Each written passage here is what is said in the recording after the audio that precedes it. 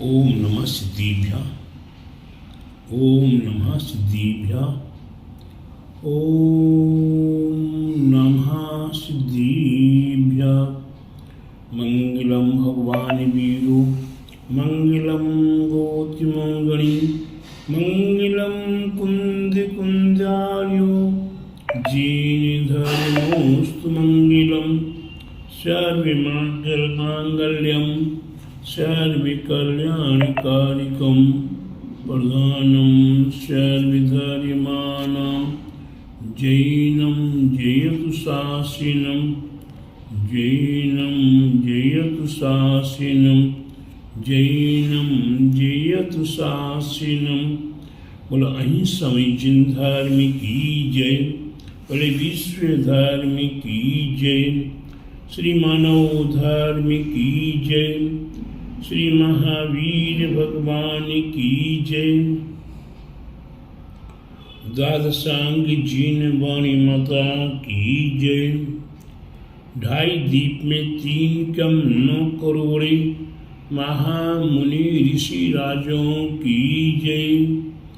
द्वादशांग gene वाणी माता की जय। आचार्य गुरुवर 108 परम तपस्वी वनचरी परम तेसी संत शिरोमणि 5 वर्ष की जल की त्यागी सुदन सेनानी ज्ञान वृद्धि तपो वृद्धि वयु वृद्धि वात्सल्य मूर्ति आचार्य श्री 108 नेमी सागर जी महाराज की जय। भव्यात्माओं, हम अपने जीवन में अगर एक बात देखें अपनी ओर, तो हम अपने आप को जैन मानते हैं। जैन किसे कहते हैं? जो अपने आप में संयमित हो, सीमित हो, नियमित हो और अपने आप की इंद्रियों पर विजय प्राप्त करने की इच्छा रखता हो, वही वास्तव में जैन है। और जैन की सामान्य रूप से रात्रि में भोजन नहीं करना, यह भी अपने आप को नियमित सीमित संयमित रखने के लिए है। पानी छानकर पीना हमारे आप के लिए, स्वास्थ्य लाभ के लिए एवं हिंसा से बचने के लिए और जीवों की रक्षा के लिए, अवक्ष भक्षण से बचने के लिए यह पानी छानकर पीने का निर्देश है। जिनेंद्र भगवान का दर्शन करना। हम जब तक अपने जीवन में पुण्य के संचय का निमित्त कारण प्राप्त नहीं करेंगे, तब तक हमारा जीवन पावन पवित्र नहीं होगा। हमें हमारे जीवन में पुण्य संचय करना है तो जिनेंद्र भगवान के दर्शन करना होगा। हमें हमारे जीवन में जो अनादिकाल से मिथ्यात्व लगा हुआ है, उस मिथ्यात्व का क्षय करना होगा, तो हमें जिनेंद्र भगवान का दर्शन करना होगा। हमारे जीवन में जो अनादिकाल से दुख संचय है, उसका नाश करना होगा, तो जिनेंद्र भगवान का दर्शन करना होगा। जिन बिंब दर्शनम निकत्ति निकाचित कर्म छेती। जिनेंद्र भगवान का दर्शन करना निकत्ति और निकाचित कर्म, जो हजारों हजारों उपवास करने के बाद भी नाश को प्राप्त न हो, ऐसे कर्मों का नाश करने के लिए जिनेंद्र भगवान का दर्शन करना अनिवार्य है। जिन बिंब दर्शन सम्यक दर्शन प्राप्ति कारण भवतु। जिनेंद्र भगवान का दर्शन करना हमें सम्यक दर्शन की प्राप्ति का कारण है। सम्यक दर्शन की प्राप्ति हमारे आपके लिए कितनी महत्वपूर्ण है। मोक्ष महल की प्रथम सीढ़ी या बिन ज्ञान चरिता। मोक्ष महल की प्रथम सीढ़ी है। हमारे लिए मोक्ष मार्ग को प्राप्त करने के लिए 3 सीढ़ियों को पार करना होता है। पहली सीढ़ी सम्यक दर्शन, दूसरा सीढ़ी सम्यक ज्ञान, तीसरी सीढ़ी सम्यक चारित्र्य। जिन्होंने ये तीनों को प्राप्त कर लिया वे मोक्ष मार्ग को प्राप्त कर लेता है, और जो मोक्ष मार्ग को प्राप्त कर लेता है उसे मोक्ष की प्राप्ति होने में कोई संदेह नहीं है। आज नहीं होगा तो कल से ही, कल नहीं होगा तो परसों से ही, इस वर्तमान पंचम काल में नहीं होगा तो हमें अगले चतुर्थ काल में प्राप्त होगा। हम बीच में ही विधि क्षेत्र पहुंचकर संयम का पुनः पालन करते हुए मोक्ष को भी प्राप्त कर सकते हैं। इसलिए प्रत्येक भव्यात्मा विचार कीजिए कि हमें जैन होने का क्या महत्व है। इसके उपरांत जैन होने का महत्व 5 इंद्रियों और मन पर नियंत्रण करना। जिन्होंने अपनी इंद्रियों पर विजय प्राप्त की है, हमने देखा दुनिया ने दुनिया को जीत लिया, देश विदेश को जीत लिया, नगर राष्ट्र को जीत लिया, देशी विदेशियों को जीत लिया। लेकिन प्यारे बंधुओं, आपने अभी तक अपने आप को नहीं जीता। अपने आप को नहीं जीता मतलब है कि जो हमारे 5 इंद्रियों मन अंदर बैठा हुआ है, मन दिखाई नहीं दे रहा है, वह किस प्रकार का चक्र चलाता है, आपको इशारा करता अंदर से कि ठंडी लग रही, हीटर चालू करो। बढ़िया बढ़िया कंबल, कोट, सूट, मफलर आदि आदि तत्काल उसकी व्यवस्था में आप लग जाते हो। मन आपको इशारा करता है कि बढ़िया बढ़िया सटरस पकवान, आप सटरस पकवानों के पीछे दौड़ना शुरू कर देते हो, उसकी व्यवस्था में लग जाते हो। मन कहता बढ़िया बढ़िया इत्र फुले,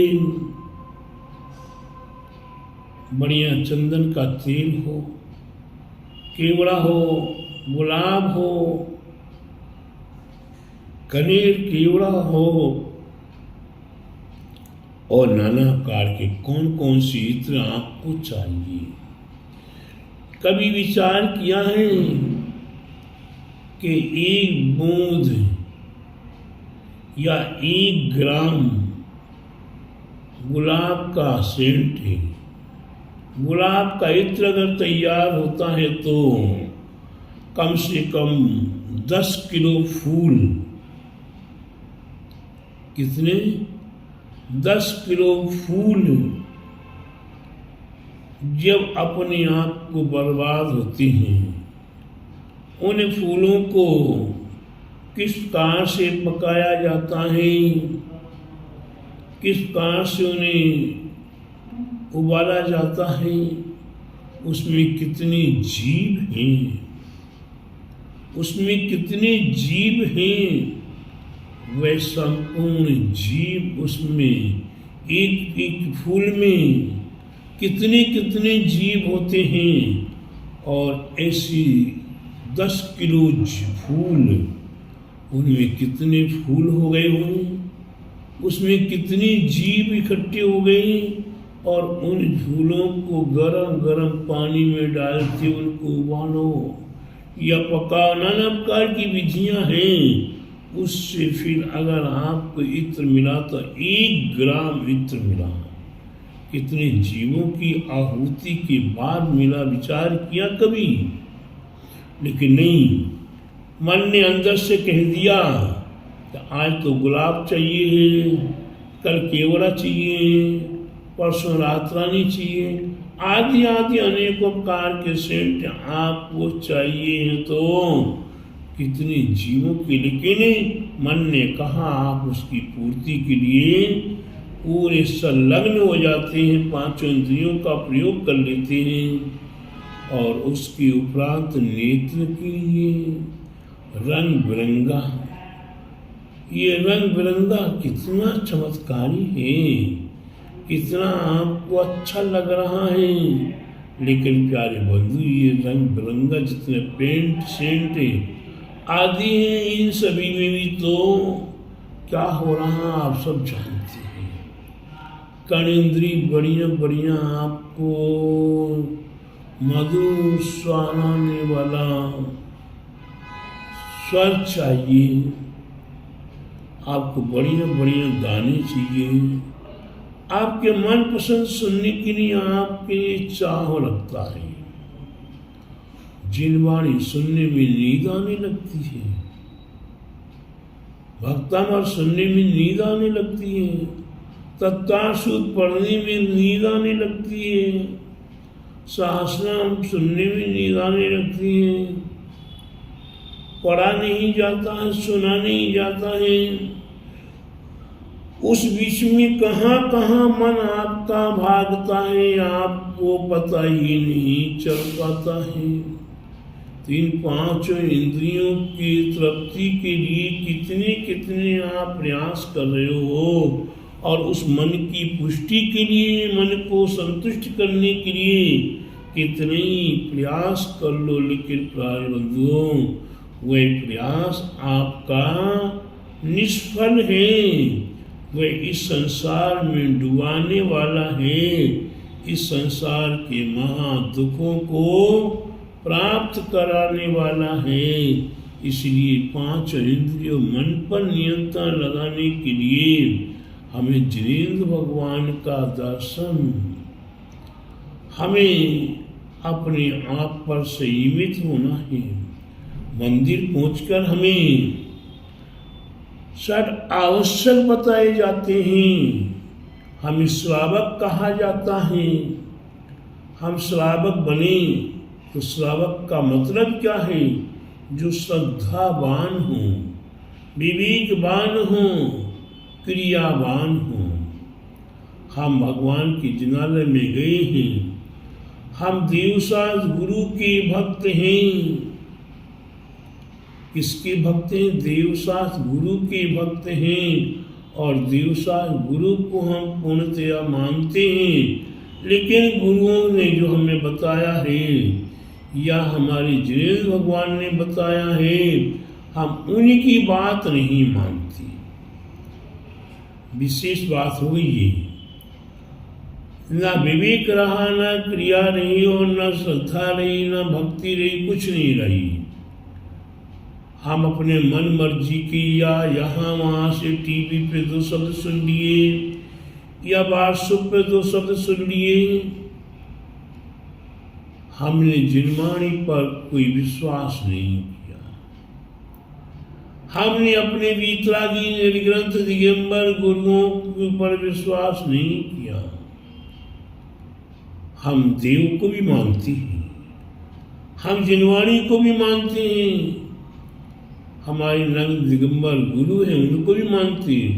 लेकिन देवादिदेव जिनेंद्र भगवान ने जो दिव्य देशना के रूप में हमें बताया है, और जो हमें दर्शन आचार्य महाराज के समय से या उनसे पूर्व 11 में 14 पूर्व मिले हैं, उनका स्वरूप भी मिलता है, उनका ज्ञान भी मिलता है। लेकिन हम कितना पालन कर रहे हैं, कितना धारण कर रहे हैं, ऐसी वीतरागी प्रभु की वाणी को हम स्वीकार नहीं कर पा रहे हैं। हमारे गुरुजन उसी वीतरागी जिनवाणी से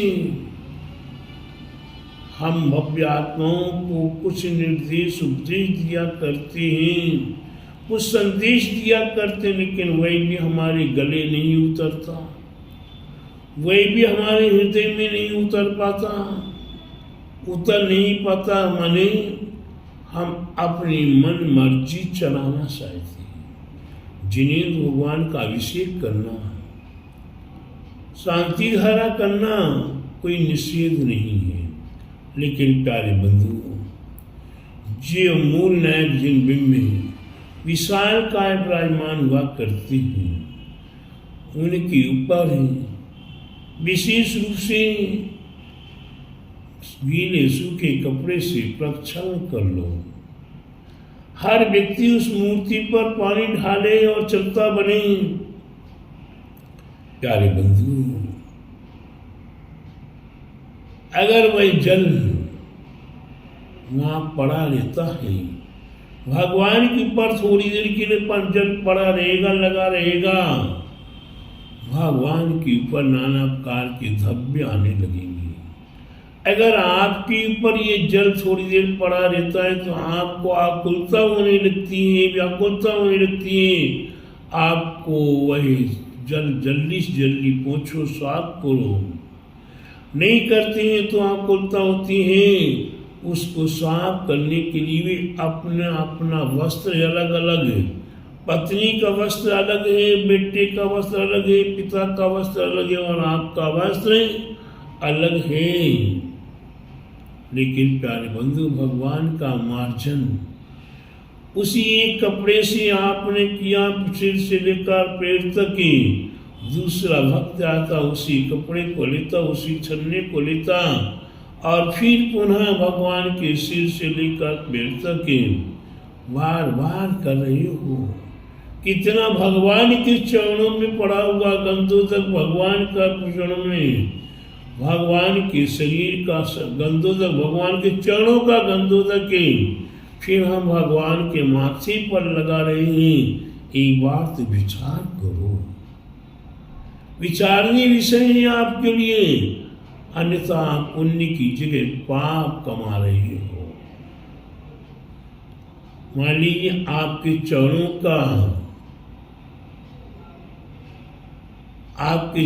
का कोई चरण स्पर्श करता हुआ और चरणों में जल चढ़ाता हुआ वह जल आपके माथे पर रख दे या माथे पर डाले, कैसा लगेगा?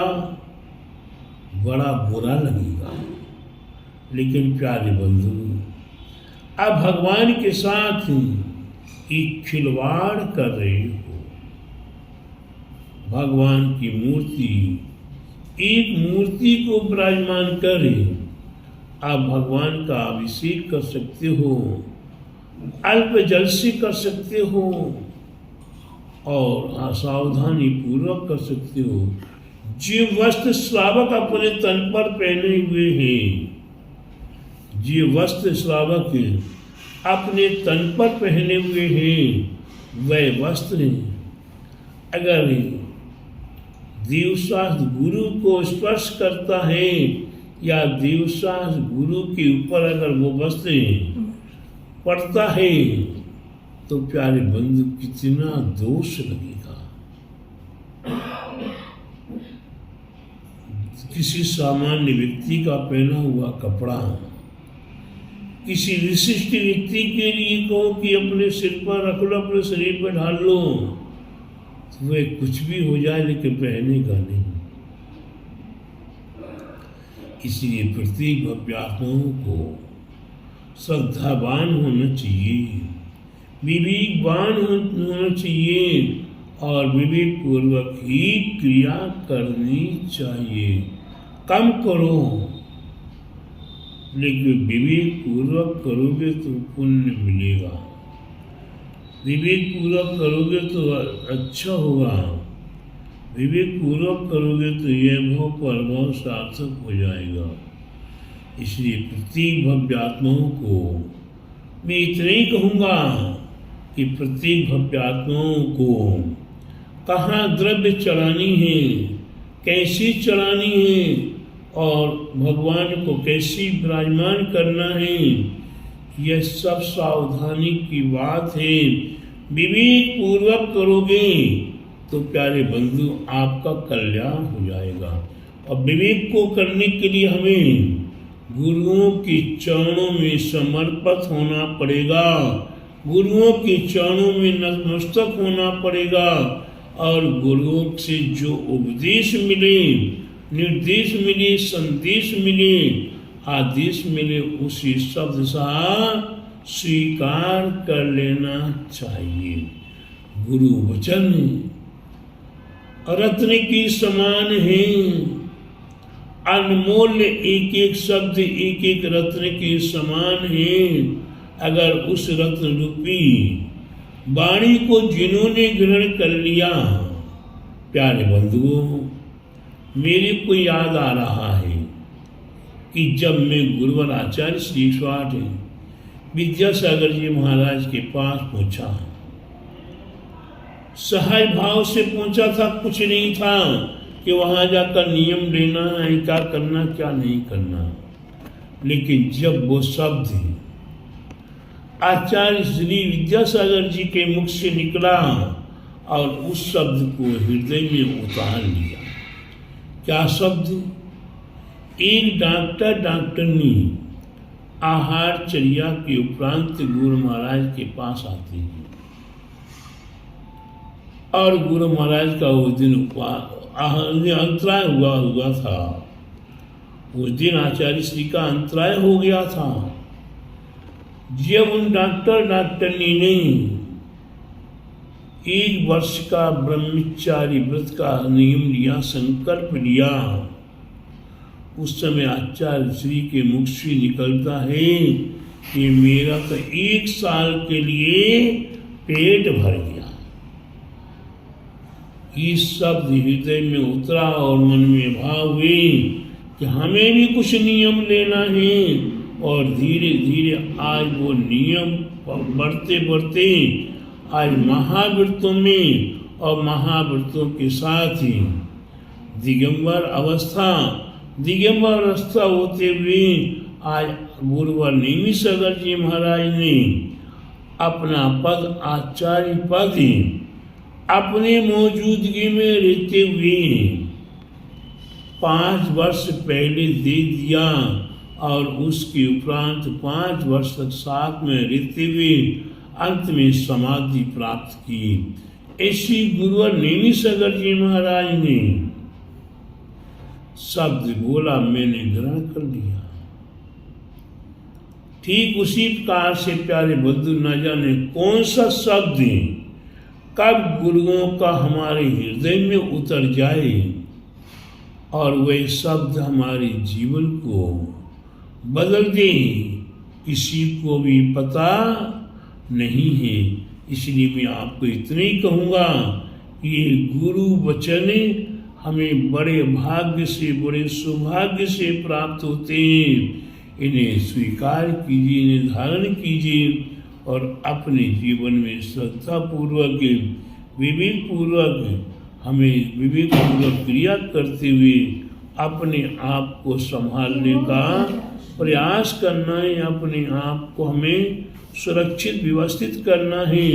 तो हम ये जिन धर्म के अनुसार विवेक पूर्वक क्रिया करें, जिनेंद्र भगवान का दर्शन भक्ति करें, 6 आवश्यकों का पालन करें। यही हमारे जीवन में पाप का क्षय कराते हुए पुण्य का संचय कराने में कारण बनेगा।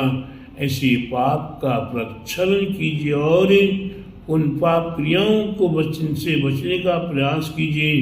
पुण्य क्रियाओं के लिए गुरु पाद मूल में जाकर उनके चरणों में नतमस्तक होते हुए, उनसे आग्रह निवेदन करते हुए अपने जीवन को सार्थक कीजिए। बोले महावीर भगवान की जय।